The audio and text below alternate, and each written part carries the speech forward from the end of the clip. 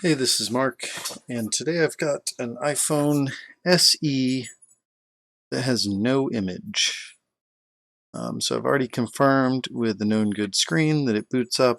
It's detected normally by iTunes, it's receiving notifications, but there is no image at all. No backlight and no image, I should say. So we are going to start with taking some diode mode readings in the connector here.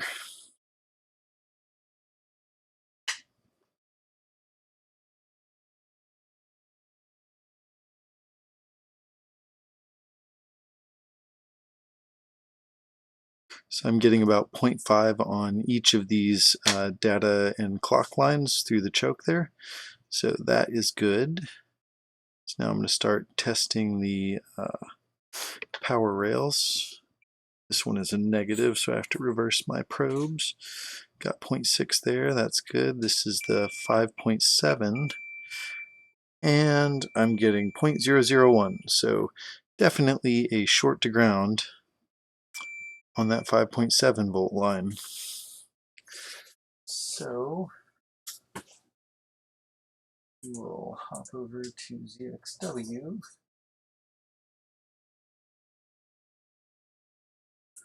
See what all is on that line.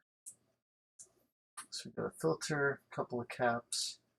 And on the other side of the filter, we have 3 more caps and then a big cap. Back side of the board doesn't look like we have anything. All right, so everything's top side. So we're looking at possibly this cap, one of these 3, or one that's under this shield. So the easiest way to narrow that down would be to connect a screen and prompt this sucker to boot and see if the old thermal camera shows.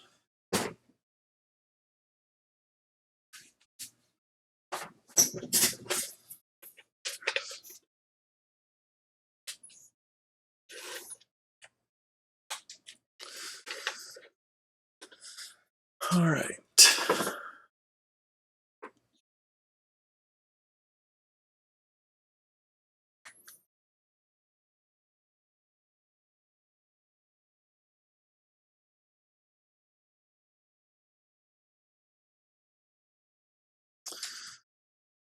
Okay, so I'm going to prompt to boot through USB,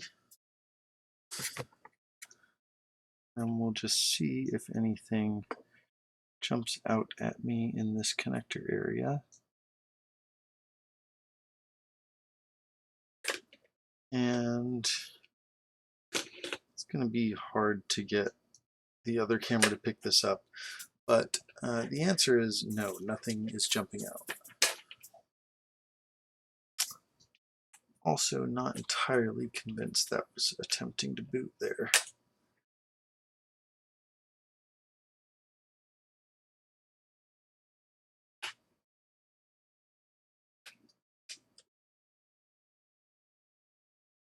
Let's get this hooked up a little better. How about prompt to boot with tweezers instead?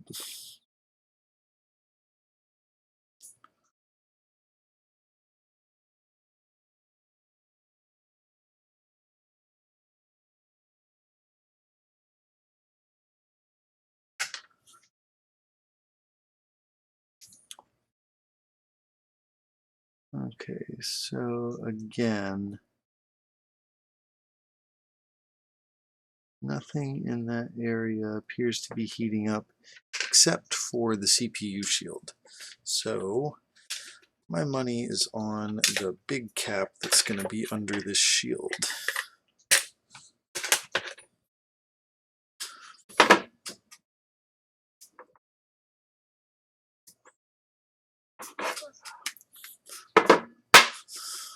Okay, Let's get this shield off.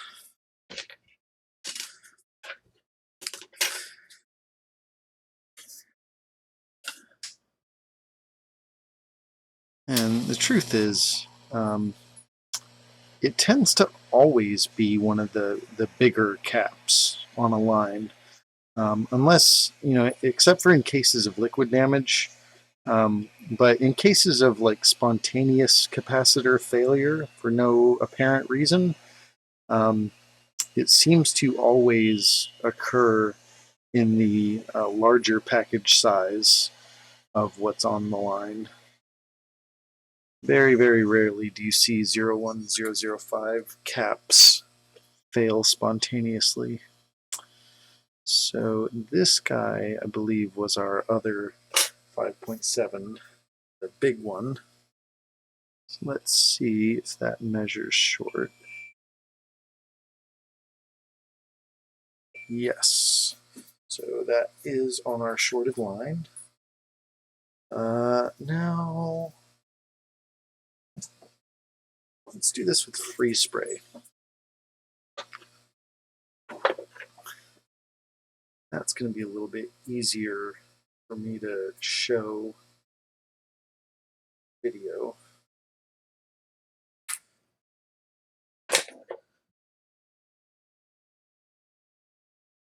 That $900 camera Lewis has, thermal camera, is great for videos, but definitely not worth the price tag.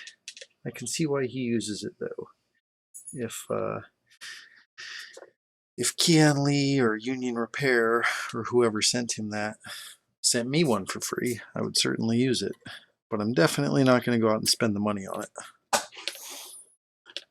Not when I can just throw some freeze spray on here.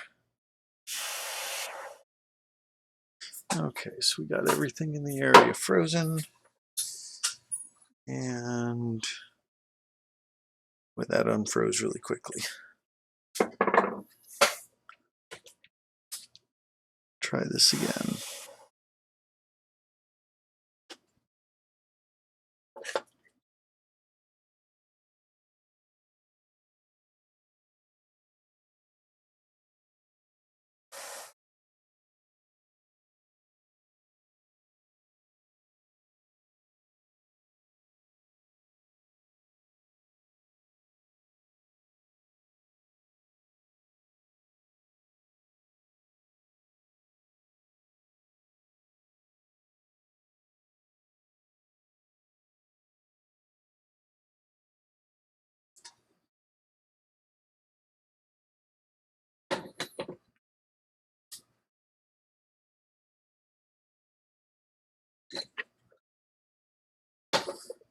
All right, this is not really making things jump out. So rather than trying to prompt to boot and have the screen attached and all that, let's just try injecting 5.7 volts straight into the line. Now, I could inject voltage at the connector if I wanted to, so I could connect like to this pin, but I suspect that my short is either going to be one of these three or most likely this one. So I want to inject after the filter, that way I'm not pulling current through the filter and risking blowing that filter.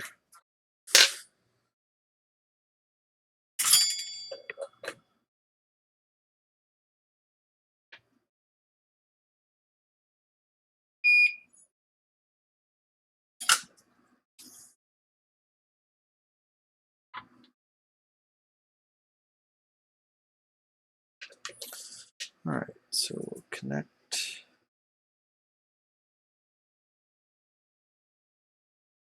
So I'm just going to leave. Ooh, that's very clear. Look at that. Look at this. Look at that, the solder's melting on the end of it. Pretty obvious who the bad guy is there. I'll just let him desolder himself.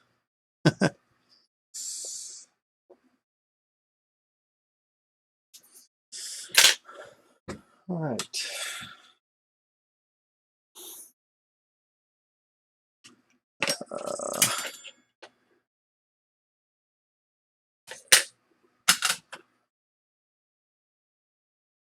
Now let's see if we have image.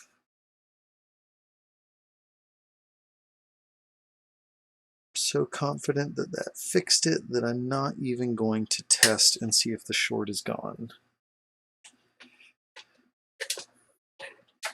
Pretty obvious where your short is when it heats the cap up so much that you can pull it off without using an iron or anything.